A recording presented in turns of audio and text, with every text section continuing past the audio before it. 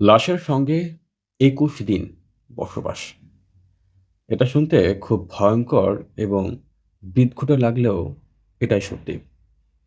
ঘটনাটি হয়তো আজকে আপনাদের সবার চোখের সামনেই ছিল।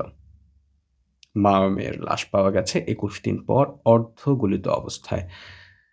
কেন এরকম নৃশংস হত্যাকাণ্ড ঘটিয়েছিল সেই শিক্ষিকা মিম? মূল বিষয়টা আপনাদের একটু খোলাসা করি। সেটা হচ্ছে যিনি মারা গেছেন তার নাম হচ্ছে রাবেয়া এবং তার যে মেয়ে, যে মেয়েকে পড়াতো মিম, সে মেয়ের নাম হচ্ছে ফাতেমা। রাবেয়া এবং মিম এই দুজনের সম্পর্কটা একটু ভালো ছিল।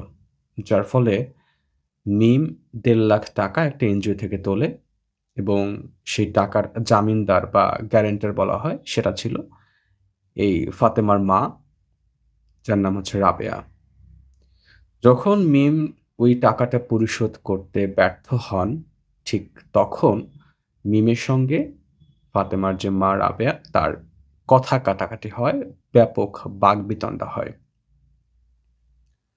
এক পর্যায়ে যখন ফাতেমা পড়তে আসে মিমের কাছে, তখন এই বিষয়গুলো নিয়েই তো আসলে কথাবার্তা হতো তাদের মধ্যে।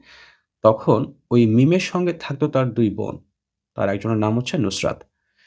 সেই নুসরাত এবং ফাতেমার মধ্যে একটা দ্বন্দ্ব হয়। তখন থেকেই একটা ক্ষোভ ছিল এই ফাতেমা এবং তার রাবেয়ার প্রতি। তার মিমের যে ছোট বোন নুসরাত তার। কথা কাটাকাটির এক পর্যায়ে শ্বাসরোধ করে হত্যা করা হয় ফাতেমাকে। ফাতেমাকে হত্যা করার কিছুক্ষণ পরে ফাতেমার যে ড্রেস ছিল, সে ড্রেস পরে নুসরাত বের হয়ে যায়। কারণ ওই বাসার সামনে সিসি ক্যামেরা রয়েছে। তারা এটাই প্রমাণ করতে চেয়েছিল যে ওই মেয়েটা ফাতেমা সে লেখাপড়া করে তার যে শিক্ষিকা রয়েছেন মিম, তার বাসা থেকে বের হয়ে গেছেন।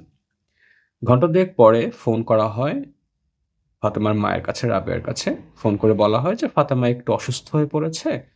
তাকে নিয়ে যেতে হবে বা দেখতে আসেন।" যখনই রাবেয়া ঘরে প্রবেশ করে মিমের, তখনই মিম এবং তার যে ছোট বোন রয়েছে নুসরাত, তারা দুজন মিলে এই রাবেয়াকে পেছন থেকে ওড়না পেঁচিয়ে শ্বাসরোধ করে হত্যা করে। ফাতেমার গায়ের ওজন কম ছিল, যার কারণে ফাতেমাকে বাথরুমের যে সিলিং থাকে ফলস সিলিং, সেখানে রাখা হয় এবং বক্স খাটের মধ্যে রাখা হয় রাবেয়ার মরদেহ।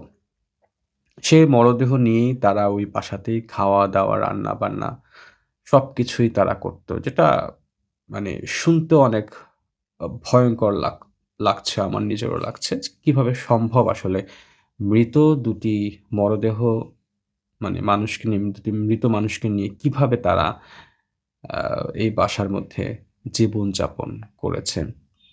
আশপাশের মানুষজন যখন বলছে যে, "আপনাদের এখান থেকে গন্ধ আসছে, গন্ধ আসছে।" তখন তারা বলছেন যে, আ ইঁদুর বা কিছু একটা মরেছে এজন্য হয়তো গন্ধ। কিন্তু আপনারাও জানেন যে, মানুষ মারা যাওয়ার যে একটা গন্ধ, সেটা অন্য কিছুর সঙ্গে এক হবে না। তারপরে যখন ফাতেমার বাবা ঢাকায় আসেন, এসে জানতে পারেন যে ২৫ তারিখ থেকেই তার স্ত্রী এবং সন্তান নিখোঁজ। তখন তিনি থানায় জিডি করেন এবং ওই গৃহশিক্ষিকার বাসায়ও লোক আসে। পুলিশ আসে এবং সেই অর্ধগলিত মরদেহ উদ্ধার করা হয়। মানুষের জীবন এবং মানুষের মানসিকতা কতটা খারাপের দিক যাচ্ছে দিন, দিন হয়তো আপনারা এখন টের পাচ্ছেন। এটা আসলে বলার বাকি রাখে না। কিন্তু কারো সাথে আপনি সম্পর্ক করছেন, তার সাথে আপনি একটি সম্পর্কে যাচ্ছেন বা সম্পর্ক গড়ে তুলেছেন, খুবই সতর্ক থাকতে হবে এই বিষয়টা নিয়ে আসলে সবার। যে কারণেই ঘটতে পারে যেকোনো বড় ধরনের দুর্ঘটনা। সবাই ভালো থাকবেন, সুস্থ থাকবেন। আর এরকম ঘটনা যেন আর না হয় সেজন্য মহান সৃষ্টিকর্তার কাছে সবাই দোয়া করবেন। ধন্যবাদ সবাইকে। আল্লাহ হাফেজ।